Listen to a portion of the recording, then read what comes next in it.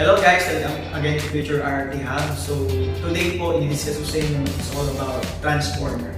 Ni-request po ito ni Kimberly Lorenzo and Maria Katrina Sangahin II. So kung di pa kayo nakapag-subscribe, click the subscribe button and the notification button para mag-update kayo sa mga videos na ipopost ko. Let's start. Ano nga ba ang transformer? So ang transformer ay isang device na ginagamit to increase or decrease yung voltage or current sa circuit. Meron itong core at coils or windings. Okay? So ito ay tinatawag na primary coil at saka secondary coil. Sa primary coil, sinusupply yung current para makapag-produce ka ng magnetic field. Okay? Ito yung concept ng electromagnetic induction na ibig sabihin, kung gusto mong makapag-produce ng magnetic field, kailangan may current kang isusupply. Yung transformer requires alternating current only. Kasi para makapag-produce ka ng current sa secondary coil, kailangan magkakaroon ka ng changing or varying or nagbabago-bagong magnetic field. Okay? So mangyayari lang ito kapag ang current ay alternating or changing. Kaya ang transformer requires alternating current only. Okay? Ito rin yung concept ng electromagnetic induction na ang ibig sabihin, kung gusto mo naman makapag-produce ng current using magnetic field, kailangan ang magnetic field mo ay nagbabago-bago. Okay? Kapag ang magnetic field mo ay stationary, wala kang mapuproduce or mai-induce na current sa secondary coil. Okay? Kapag gumamit ka ng direct current sa transformer, okay, wala kang produce or mai-induce na current sa secondary coil. So kapag nag-supply ka ng alternating current sa primary coil, so magkakaroon ka ng changing magnetic field. Okay? Ito yung mag-i-induce or magpuproduce ng current sa secondary coil.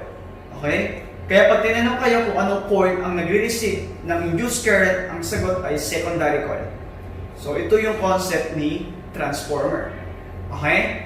So ang next mo i-discuss ay yung types ng transformer. Okay, so meron tayong tinatawag na step-up transformer. So ito yung transformer na may turns ratio greater than 1. Kapag sinabing turns ratio, okay, ito po yung secondary turns or NS divided by the primary turns or NP. Example, kapag ang primary turns ay 100 at ang secondary turns ay 1,000, okay, ang turns ratio ay 10, which is greater than 1. Kaya ito tinatawag na step-up transformer. Sa transformer na ito, mataas ang turns sa secondary side kesa sa primary side. Okay? So mataas din yung voltage sa secondary side kesa sa primary side. Kasi ang turns at voltage ay directly proportional. Ibig sabihin, kapag ang turns ay nag-increase ng 10 times, okay, example 100 to 1,000 from primary to secondary, okay, ang voltage din ay tataas na 10 times from primary to secondary. Okay? Example, yung 100 volt ang nare-receive sa primary side.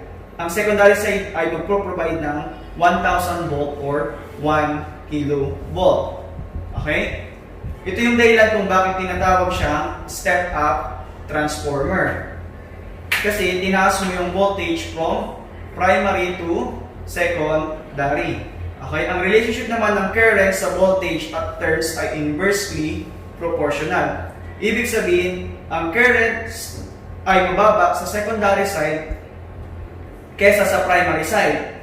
Kung yung turns at voltage ay nag-increase ng 10 times from primary to secondary, ang current naman ay ma-reduce ng 10 times from primary to secondary. Example, kapag 1 ampere ang na-receive na current sa primary side, okay, ang secondary side ay magpro-provide ng 0.1 ampere or 100 mA na current. Ngayon, kapag tinanong kayo, ano ang purpose ng step-up transformer? Okay? So, ang purpose niya ay to supply higher voltage to the X-ray tube. Okay? Ito po yung kailangan for X-ray production kasi ang ginagawa niya ay ini-increase niya yung voltage 2 kilo voltage. Okay? Nangyayari po ito during full press na exposure switch. Okay? So ito po yung location ni step-up transformer sa X-ray imaging system. Okay? So ang example po ng step-up transformer ay high voltage transformer. Okay? Ito yung primary turns. Okay? At ito naman yung secondary turns. Okay? Sa primary side, nire-receive yung low voltage at high current. At sa secondary side naman, sinusupply yung high voltage and low current. Okay? Papunta sa X-ray tube. So ito yung concept ng step-up transformer. Okay? Sa step-down transformer naman, okay, mas marami po ang primary turns kaysa sa secondary turns. Okay? Meron itong turns ratio less than 1. Example, kung ang primary turns ay 1,000 at ang secondary turns ay 100, okay? Ang turns ratio niya ay 0.1, okay, which is less than 1. Kaya ito tinatawag na step-down transformer. Sa transformer na ito ay mataas ang turns sa primary side kaysa sa secondary side. Kaya ang voltage ay mataas sa primary side kaysa sa secondary side dahil nga they are directly proportional. Ibig sabihin, kapag ang turns ay nag-decrease 10 times, okay, example, 1,000 to 100 from primary to secondary, okay, ang voltage din ay bababa ng 10 times from primary to secondary. Okay, example, kung 1,000 volt or 1 kilovolt ang na-receive sa primary side, ang secondary side ay magpo-provide ng 100 volts. Okay? Ito yung dahilan kung bakit siya tinatawag na step-down transformer. Okay? Kasi binaba mo yung voltage from primary to secondary. Okay? Remember na ang relationship ng current sa voltage at turns ay inversely proportional. Ibig sabihin, ang current ay mababa sa primary side kaysa sa secondary side. Okay? So, kung yung turns at voltage ay nagdi-decrease ng 10 times from primary to secondary, okay, ang current naman ay mag-i-increase ng 10 times from primary to secondary. Example, kapag 0.1 ampere or 100 mA ang nare-receive na current sa primary side, ang secondary side ay provide ng 1 ampere na current. So ngayon, kapag tinanong kayo, anong purpose ng step-down transformer? Okay? Ang purpose niya ay to supply high current to the X-ray tube. To be specific, to the filament. Okay? Kailangan ng high current for thermionic emission. Nangyayari po ito kapag naka-half press ang exposure switch. Okay? So ito po yung location ni step-down transformer sa X-ray imaging system. Okay? So ito po siya. Okay? So ang example po ng step-down transformer ay filament transformer. Okay? Ito yung primary turns at ito naman yung secondary turns. Okay? Sa primary side, nare-receive yung high voltage at low current at sa secondary side naman, sinusupply yung low voltage at high current papunta sa X-ray tube. So ito po yung concept ng step-down transformer. Okay? So, ang huli kong i-discuss ngayon ay isa-summarize ko lang po yung location ng transformer sa X-ray imaging system. Okay, so remember, yung mga electric companies, ang kaya lang sa atin i-provide po is 220 volts. So, ito po yun. So, dito po na-receive yung 220 volts na sinusupply po sa X-ray imaging system. Okay, which is kulang na kulang po for X-ray production. So, ang mag-receive po niyan is the auto transformer. Okay, so syempre, pag tinanong kayo, sino po ang receiver ng power supply once na binuksan po ang machine? Answer po is auto transformer. Okay? So sa auto transformer po, so meron po siyang line compensator. So ang ginagawa po niya, ni-stabilize niya po yung sinupply niya 220 volts. Okay? Ni-stabilize niya to precisely 220 volts. Okay? So ang ginagawa po ng auto transformer, okay, ang purpose po niya is to control voltage. Kaya mapapansin nyo guys, meron siyang major KVP selector at saka minor KVP selector. Kasi ang purpose po niya is to control voltage. Okay? So, ang gagawin po niya, pag nakontrol niya po niya yung voltage, isusupply niya po yun kay high voltage transformer at saka kay filament transformer. Okay? So, ito naman po si high voltage transformer. Okay? So, siya po yung mag-receive ng voltage na galing po kay auto transformer. Okay? So, ang purpose niya is to supply high voltage kay X-ray tube. Okay? So ito naman po si filament transformer. So ang purpose naman niya is to supply high current kay X-ray tube. Okay? So yung high voltage at saka high current na to, so ito yung kailangan po ni X-ray tube for X-ray production.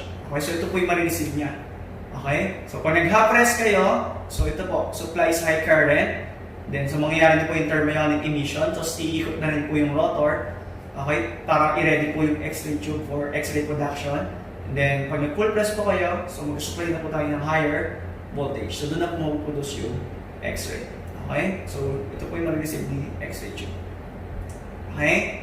Remember, sa introduction natin na ang mga transformer po ay nag-work sa alternating current. Okay? So, lahat po ng transformer ay nag-work sa alternating current. Okay? Pero remember, pagdating po sa X-ray tube, kailangan po siya, hindi po siya alternating current. Ang kailangan po ng X-ray tube para mag-operate siya is direct current. So, anong gagawin po natin? Pero remember guys, okay, bago po i-save po ni X-ray tube ang power supply, kung naalala niyo po sa introduction, so yung mga transformer po ay nag-work po sa alternating current. Okay, pero remember po sa X-ray tube po, okay, so ang kailangan po niya is direct current. Okay, so kung ano po kailangan natin gawin, so kailangan po natin i-convert po yung alternating current sa direct current. Kasi ayun na po, para mag-operate po ng tama ang X-ray tube, kailangan mo siya i-direct.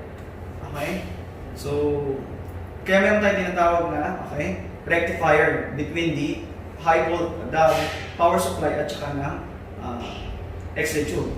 So, ito po yung diode. So, remember, so, possible po ang rectifier because of diode. So, ginagawa niya po, kino-convert niya po yung AC to DC. Okay? So, once na na-convert na po yung current from alternating current to direct current, so, mag-work na po properly si X-ray tube. Okay? Kasi ang flow lang po ng electron natin is from cathode to anode. So, pag sinabi mo po kasing AC, okay, ang flow po ng electron natin is from cathode to anode and anode to cathode. Pero remember, hindi po constructed si anode to produce electrons. Okay? Constructed po si anode to receive electrons.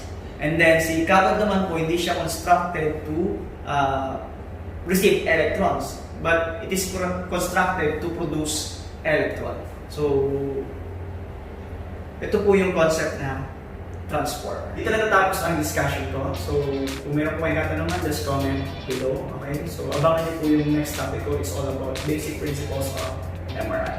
Okay? So, don't forget to like and share my videos and don't forget to subscribe. Thank you for watching.